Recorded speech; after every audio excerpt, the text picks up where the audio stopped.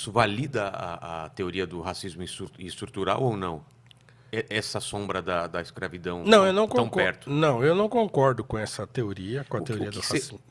Vamos definir, porque eu já escutei várias pessoas falando sobre racismo estrutural. O que esses movimentos dizem que é um racismo estrutural? É alguma coisa que já está arraigada e todo mundo tem um pouco de racismo? É isso? O que é? Bom,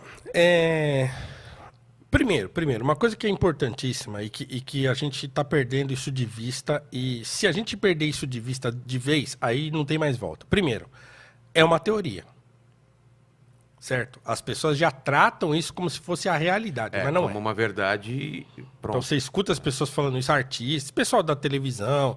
Outro dia eu vi o cara do programa de futebol lá, no, que passa no meio-dia lá, falando na Globo. Não, porque você sabe, né? O racismo no Brasil é estrutural e tal.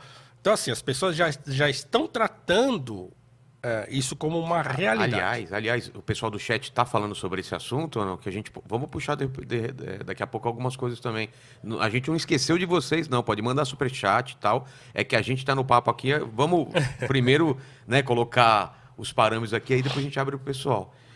Então, Mas eu já escutei também de futebol, de Fátima Bernardes, de qualquer programa, isso aí, existe um racismo estrutural como sendo uma verdade. Não. se isso chegar na minha mãe, por exemplo, no cidadão comum do comum, aí já era.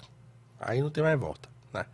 Então, por enquanto, ainda não é isso. Então, ainda está naquela fase do artista, porque eu acho que é assim, começa na academia, aí desce para a cultura, É. certo? E aí, porque é uma teoria, nasceu dentro da academia, nasceu dentro da universidade.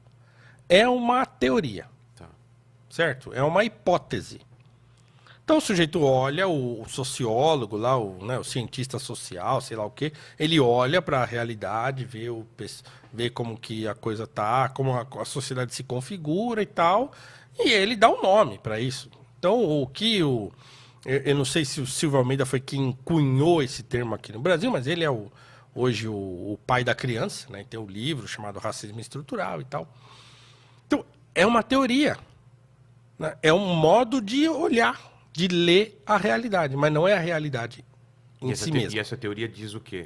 Essa teoria diz o seguinte, que o Brasil está estruturado, as estruturas do país, e ele fala sobretudo de 4 estruturas, que é a estrutura social, que é a estrutura econômica, que é a estrutura política e a estrutura jurídica.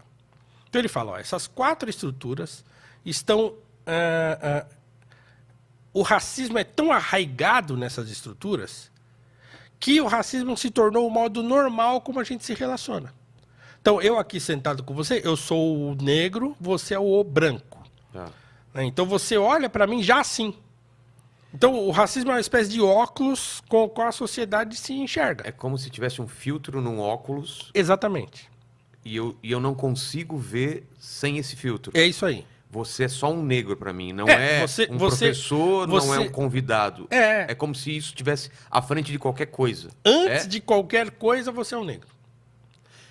Então ele vai dizer o seguinte, que dentro, por exemplo, das estruturas, na estrutura jurídica... Eu queria entender o que é isso. Quando ele diz isso, quer dizer, vamos colocar para o nosso exemplo, quer dizer que o que significa isso na nossa relação agora, como o racismo estrutural na visão dele? Eu acho que em termos práticos é difícil da gente dizer, ó, é isso, tá vendo? Ó, tá vendo o racismo estrutural aqui? Por exemplo, se você me tratasse mal... É só quando... então, é isso que eu ia te falar. É só quando tem um problema. Tá. Porque aí você... tá vendo? Não disse? Entendi. Então, entendeu? Entendi. Por isso que é muito fácil de assimilar. Tá. Porque por isso que as difícil pessoas de eu saem... entender numa relação comum. É só quando aparece um problema e a explicação para esse problema... vou dar... Aí tem um exemplo mais amplo. Tá. Né? Então, quer dizer... no Brasil, a população negra é a mais pobre. Fato. Certo? Então, quer dizer... Por questões históricas, certo? Então, quer dizer... Vem o processo de escravidão, e aí os negros são os negros, né? Então, quer dizer, a escravidão acaba... Quando a escravidão acabou... Era em torno de 5% só da população negra escrava no Brasil, da população brasileira. Já era pouca gente. Tá. Então não tinha pouca gente, era quase 1 milhão, né? Mas era 5% da população. Então, Depois houve esse processo que a gente falou, da marginalização, da eugenia e coisa e tal. Então o negro foi ficando cada vez mais marginalizado. Então, quer dizer, hoje a situação, quando a gente tira uma foto da configuração socioeconômica no Brasil, a gente vê, sim, o branco é o rico e o negro é o pobre. Proporcionalmente. Proporcionalmente. Né? Então, a população mais pobre do Brasil ainda é majoritariamente negra. Isso. Né? Quando a gente olha a população carcerária... E aí, veja, aqui é preciso fazer uma distinção, porque é óbvio que lá, por uma demanda também do movimento negro, e aí eu acho que foi uma coisa ruim, mas foi uma conquista. Para o movimento negro, isso foi uma conquista. Para mim, foi um revés. Mas que foi essa coisa de juntar pretos e pardos como negros. Ah, tá. Que é meio que trazer aquela one drop rule dos americanos. Então, quer dizer, uma gota de sangue. Se você tem uma gota de sangue negro, você é negro. E não o contrário, né? Por que se eu tenho uma gota de sangue branco, eu não sou branco? Né? Então, enfim. Por uma questão ideológica, eles conseguiram transformar o mestiço em negro. E aí, meu amigo, para ter uma representação maior. E aí você consegue criar toda uma demanda socioeconômica em torno dessa configuração, digamos assim, postiça que se criou. Entendi. Então, eu até fiz uma época, eu fiz uma paleta de cores, assim, né? Então, quer dizer, se você pega negro na universidade, então você só pega os dois últimos tons de negro, de preto, para mostrar, tá vendo como não tem? Porque você vê poucos pretos daquele. Aí, negros na cadeia, aí você pega o cara, desde o cara escuro até o cara quase branco, para falar que ele é negro. Entendi. Para um você tem uma abrangência maior e para outro o pente é mais fino. Exatamente.